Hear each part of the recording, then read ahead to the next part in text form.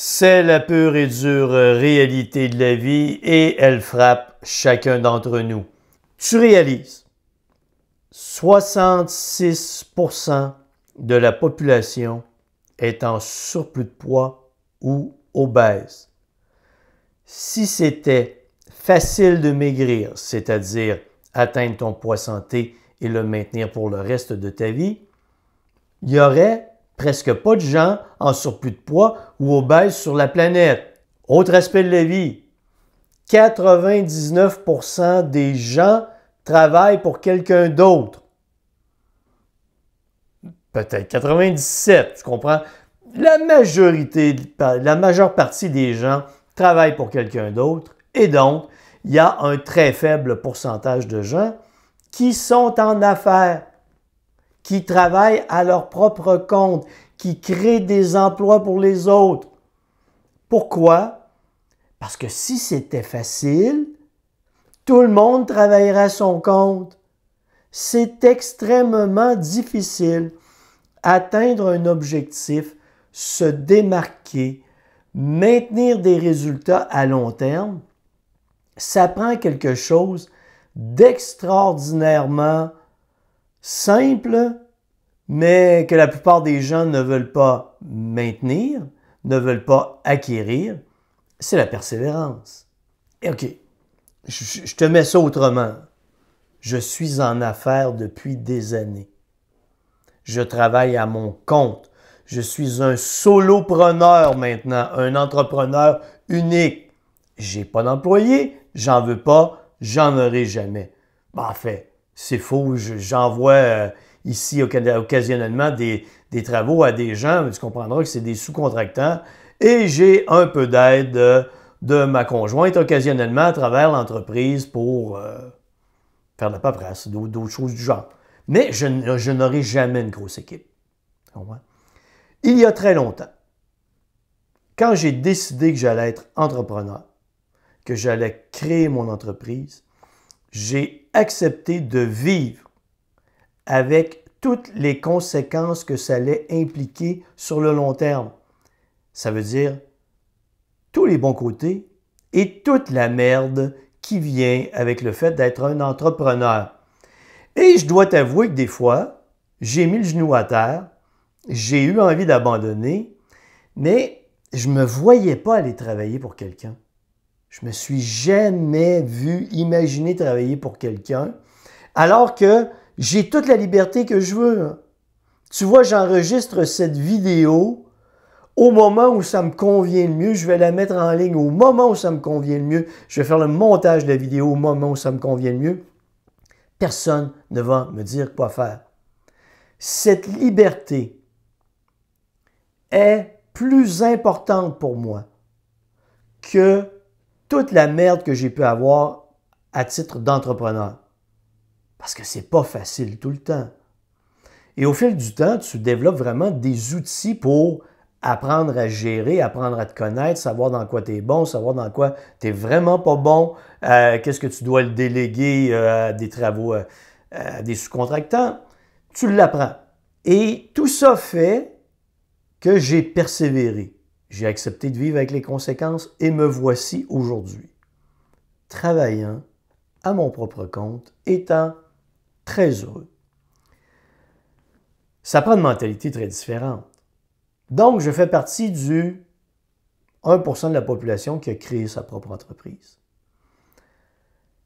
Pour arriver à ça, pour arriver à perdre du poids, maintenir ton poids santé, atteindre ton poids santé, le maintenir pour le reste de ta vie, être entrepreneur, atteindre des résultats dans le domaine du sport, il faut que tu comprennes dès le départ qu'il va y avoir de la merde, que ça ne sera pas facile, que tu vas rencontrer des difficultés, que tu vas vouloir abandonner.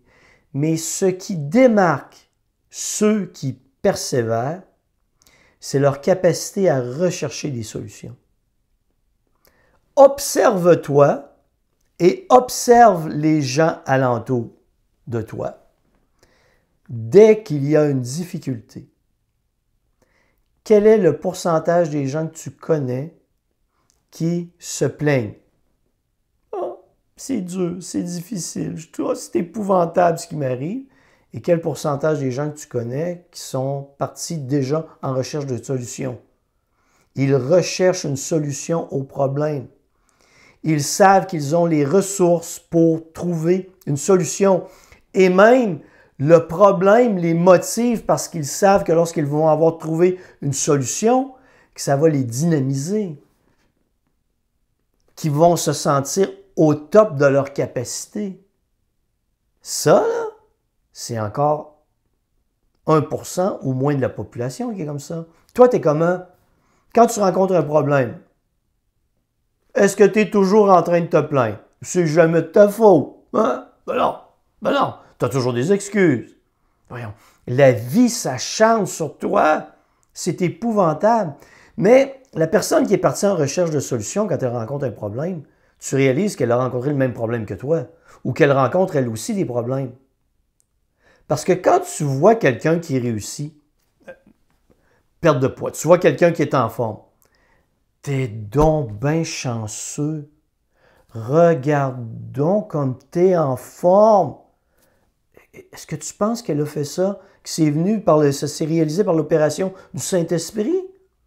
Non, non. La personne a géré son alimentation, elle s'est entraînée régulièrement, elle a accepté le fait que les fins de semaine, mais elle ne ferait pas comme toi, là, se goinfrer, boire de l'alcool à volonté et se plaindre la semaine parce qu'elle ne pouvait pas manger ce qu'elle voulait, parce qu'elle souhaite maigrir en faisant à peu près les choses correctement. Ça ne s'est pas fait tout seul. Tu admires la personne qui a réussi en affaires dans le sport. Mais oui, mais tu penses que ça s'est fait tout seul? Non. Elle a rencontré plein de problèmes tout au long de son parcours. Elle a échoué à de nombreuses reprises tout au long de son parcours, mais elle a constamment recherché des solutions parce que ce qui était important pour elle, c'est d'atteindre son objectif. En perte de poids, atteindre ton poids santé, le maintenir pour le reste de ta vie. En affaires, de mon côté, avoir du temps libre, être heureux, faire ce que j'aime, être passionné par ce que je fais. C'est ça ma réussite. Pour d'autres, quand tu regardes, oh mon Dieu, as-tu vu son entreprise? Il fait des millions par année. Qu'il est chanceux. Ben, il est tellement chanceux. Écoute, il n'a pas fait d'effort. Non, non, ben non. Lui, il n'a pas rencontré de difficultés. Tout lui a été donné. Toi, tu fais tellement pitié. La vie a été dure avec toi. Tu comprends que c'est vraiment deux perspectives différentes. Et je reviens à cette question. Tu es de quel genre? Génial, pleurnichard? Tu cherches jamais à trouver de solution au problème que tu rencontres? Tu ne fais que t'en plaindre et tu abandonnes à la moindre difficulté? Ou tu es vraiment du genre, dès qu'il y a un problème, tu es en recherche de solutions? Et dans ce monde, quand tu es en recherche de solutions et que tu persévères, la chose qui est à l'autre bout, mais probablement très loin à l'autre bout, c'est la réussite. Et pour les gens qui réussissent, c'est pas nécessairement l'objectif lui-même, atteindre l'objectif lui-même qui est important, c'est la démarche, le processus. Il y a énormément, une fois que tu as accepté que tu vas rencontrer des difficultés, des problèmes, que tu vas échouer, que tu vas mettre un genou à terre et que tu vas penser à abandonner, mais que tu te relèves et que tu fonces et que tu recherches constamment des solutions, c'est le processus qui apporte du plaisir, qui apporte du bonheur, parce que c'est là que tu te développes, c'est là que tu deviens meilleur, c'est là que tu progresses, que tu acquiers des connaissances. Et quand tu arrives au bout, ben, c'est tout le chemin qui t'a conduit là. Et c'est le chemin qui est le plus important. Écoute, c'est la conclusion. La conclusion est extraordinaire. Quand tu as réussi, tu as atteint ton objectif, c'est ce que tu voulais. Oui, go, go, go. Mais le plus important, c'est tout ce qui t'a mené là. Encore une fois, ma question. T'es de quel genre?